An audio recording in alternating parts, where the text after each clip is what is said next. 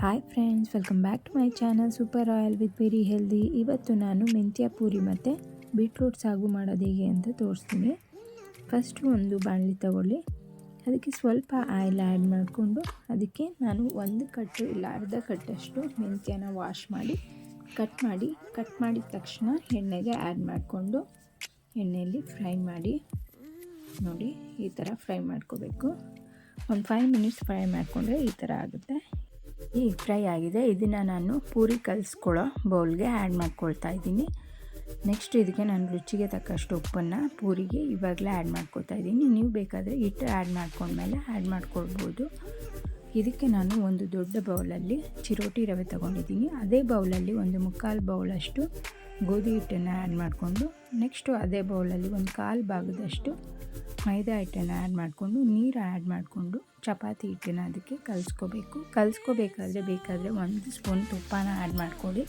ಇಲ್ಲ ಅಂದರೆ ಫೈನಲಲ್ಲಿ ತುಪ್ಪನ ಸ್ವಲ್ಪ ಎಣ್ಣೆನ ಆ್ಯಡ್ ಮಾಡಿ ಸವರಿ ಪ್ಲೇಟ್ ಮುಚ್ಚಿ ಒಂದು 10 to 15 ಮಿನಿಟ್ಸ್ ಬಿಟ್ಟರೆ ಅಷ್ಟರಲ್ಲಿ ನಾವು ಬೀಟ್ರೂಟ್ ಸಾಗುಗೆ ಬೇಯಿಸಿರೋ ಬೀಟ್ರೂಟ್ನ 1-2 ಸ್ಪೂನಷ್ಟು ಆ್ಯಡ್ ಮಾಡಿಕೊಂಡು, ಒಂದು ಟೊಮೆಟೊ ಮತ್ತು ಸ್ವಲ್ಪ ಖಾರದ ಪೌಡರು ಇಲ್ಲ 1-2 ಒಣಗಿರೋ ಮೆಣಸಿನ್ಕಾಯಿನ ಆ್ಯಡ್ ಮಾಡಿಕೊಂಡು ಪೇಸ್ಟ್ ಮಾಡಿ ಇಟ್ಕೊಂಡಿದ್ದೀನಿ.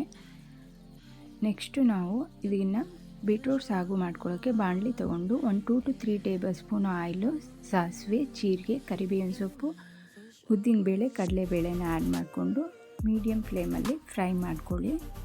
ಎಣ್ಣೆಯಲ್ಲಿ ಸ್ವಲ್ಪ ಹೊತ್ತು ಚೆನ್ನಾಗಿ ಫ್ರೈ ಆದಮೇಲೆ ನೆಕ್ಸ್ಟು ಇದಕ್ಕೆ ನಾನು 1-2 ಈರುಳ್ಳಿನ ಉದ್ದಿಗೆ ಕಟ್ ಮಾಡಿ ಇಟ್ಕೊಂಡಿದ್ದೆ, ಅದನ್ನು ಆ್ಯಡ್ ಮಾಡ್ಕೊಳ್ತಾ ಇದ್ದೀನಿ. ಅದನ್ನು ಅಷ್ಟೇ ಎಣ್ಣೆಯಲ್ಲಿ ಸ್ವಲ್ಪ ಹೊತ್ತು ಚೆನ್ನಾಗಿ ಫ್ರೈ ಮಾಡಿ.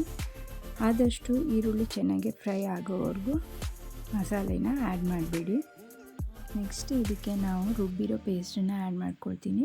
ಫ್ರೆಂಡ್ಸ್, ರುಬ್ಬಿರೋ ಪೇಸ್ಟಿಗೆ ನಾನು ಬೇಯಿಸಿರೋ ಬೀಟ್ರೂಟ್ ಅಂದರೆ ಕಟ್ ಮಾಡಿ ಬೇಯಿಸಿಟ್ಕೊಂಡಿರೋ ಬೀಟ್ರೂಟ್ನ 1 2 to 3 ಟೇಬಲ್ ಸ್ಪೂನ್ ಆ್ಯಡ್ ಮಾಡಿಕೊಂಡು ಅದಕ್ಕೆ ಒಂದು ಟೊಮೆಟೊ, ಒಂದು ಸ್ವಲ್ಪ ಖಾರದ ಪೌಡರು ಅಥವಾ ಒಣಗಿರೋ ಮೆಣಸಿನ್ಕಾಯಿ ಪೌಡರ್ನ ಆ್ಯಡ್ ಮಾಡಿಕೊಂಡು ಪೇಸ್ಟ್ ಮಾಡಿ ಇಟ್ಕೊಂಡಿದ್ದೆ. ಈಗ ಅದನ್ನು ಆ್ಯಡ್ ಮಾಡ್ಕೊಂಡಿದ್ದೀನಿ. ಅದ್ರ ಜೊತೆಗೆ ಆ ಜಾರಿಗೆ ನೀರು ಆ್ಯಡ್ ಮಾಡಿಕೊಂಡು ತೊಳೆದು ಆ್ಯಡ್ ಮಾಡಿಕೊಂಡು ಸ್ವಲ್ಪ ಹೊತ್ತು ಈ ಥರ ಮಿಕ್ಸ್ ಮಾಡಿ ಸ್ವಲ್ಪ ಹೊತ್ತು ಬೇಯಲಿ. ಸ್ವಲ್ಪ ಹೊತ್ತು ಬೆಂದ ಮೇಲೆ ಅದ್ರ ಮಸಾಲೆ ಸ್ಮೆಲ್ಲೆಲ್ಲ ಹೋದ್ಮೇಲೆ ನಾವು ಆಲ್ರೆಡಿ ಕಟ್ ಮಾಡಿ ಬೇಯಿಸಿಟ್ಕೊಂಡಿರೋ ಬೀಟ್ರೂಟ್ನ ನಾನು ಇದಕ್ಕೆ ಆ್ಯಡ್ ಮಾಡ್ಕೊಳ್ತೀನಿ.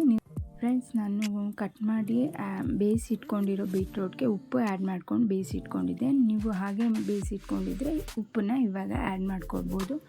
ಇಲ್ಲ ಅಂದರೆ ನೀವು ಉಪ್ಪನ್ನು ಆ್ಯಡ್ ಮಾಡೋ ನೆಸೆಸಿಟಿ ಇರೋದಿಲ್ಲ. ನೋಡಿ, ಈಗ ಕಟ್ ಮಾಡಿರೋ ಬೇಯಿಸಿಟ್ಕೊಂಡಿರೋ ಬೀಟ್ರೂಟ್ನ 1 ವಿಶಿಲ್ ಬೇಯಿಸಿಟ್ಕೊಂಡ್ರೆ ಸಾಕು. ಬೇಯಿಸಿಟ್ಕೊಂಡಿರೋ ಬೀಟ್ರೂಟ್ನ ಆ್ಯಡ್ ಮಾಡಿಕೊಂಡು ಈ ಥರ ಮಿಕ್ಸ್ ಮಾಡಿದ್ರೆ ಬೀಟ್ರೂಟ್ ಸಾಗು ರೆಡಿ ಆಗುತ್ತೆ. ಫ್ರೆಂಡ್ಸ್, ಇದು ಪೂರಿಗೆ ಮತ್ತು ಚಪಾತಿಗೆ ಚೆನ್ನಾಗಿರುತ್ತೆ. ಬನ್ನಿ ಇವಾಗ ಪೂರಿ ಮಾಡ್ಕೊಳ್ಳೋಣ. ನಾನು ಪೂರಿನ ಸಣ್ಣಗೆ ಉಂಡೆ ಮಾಡಿಕೊಂಡು ಇದನ್ನು ಅಂದರೆ ನಾನು ಹಿಟ್ಟು ಆ್ಯಡ್ ಮಾಡಿಕೊಂಡು ಒತ್ಕೊಳ್ಳಲ್ಲ, ಯಾಕಂದರೆ ಎಣ್ಣೆ ಹಾಳಾಗುತ್ತೆ ಅಂತ. ನಾನು ಚಪಾತಿ ಒತ್ತೋದ್ರ ಮೇಲೆ ಸ್ವಲ್ಪ ಎಣ್ಣೆ ಆ್ಯಡ್ ಮಾಡಿಕೊಂಡು ಈ ಥರ ಮೇಲೊಂದು ಕವರ್ ಆ್ಯಡ್ ಮಾಡಿಕೊಂಡು ತಟ್ಕೊಂಡ್ರೆ ಎಣ್ಣೆನೂ ಗಲೀಜಾಗಲ್ಲ. ಫ್ರೆಂಡ್ಸ್, ಎಣ್ಣೆ ಜಾಸ್ತಿ ಪೂರಿಗೆ ಹಿಡಿಬಾರ್ದು ಅಂದರೆ ಎಣ್ಣೆ ಕಾಯಬೇಕಾದ್ರೆ ಸ್ವಲ್ಪ ಉಪ್ಪು ಆ್ಯಡ್ ಮಾಡ್ಕೊಳ್ಳಿ. ನೋಡಿ, ಈ ಥರ ಫ್ರೈ ಮಾಡಿದ್ರೆ ಪೂರಿ ರೆಡಿ ಆಗುತ್ತೆ. ಇದನ್ನು ಆದಷ್ಟು ಮೀಡಿಯಮ್ ಫ್ಲೇಮಲ್ಲೇ ಮಾಡ್ಕೊಳ್ಳಿ.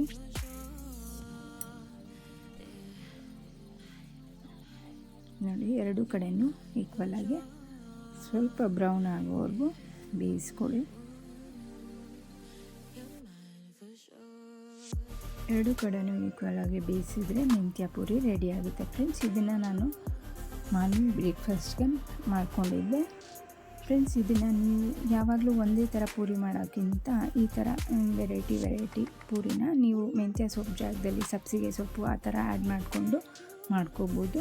ಫ್ರೆಂಡ್ಸ್, ಇದನ್ನು ನೀವು ಮನೆಯಲ್ಲಿ ಟ್ರೈ ಮಾಡಿ ಹೇಗೆ ಬಂತು ಅಂತ ಹೇಳಿ ಕಮೆಂಟ್ ಸೆಕ್ಷನ್ಗೆ ಬಂದು ಕಮೆಂಟ್ ಮಾಡಿ. ಇಷ್ಟ ಆದರೆ ಲೈಕ್ ಮಾಡಿ, ಸಬ್ಸ್ಕ್ರೈಬ್ ಮಾಡಿ, ಹೀಗೆ ಸಪೋರ್ಟ್ ಮಾಡ್ತಾಯಿರಿ. Thank you for watching.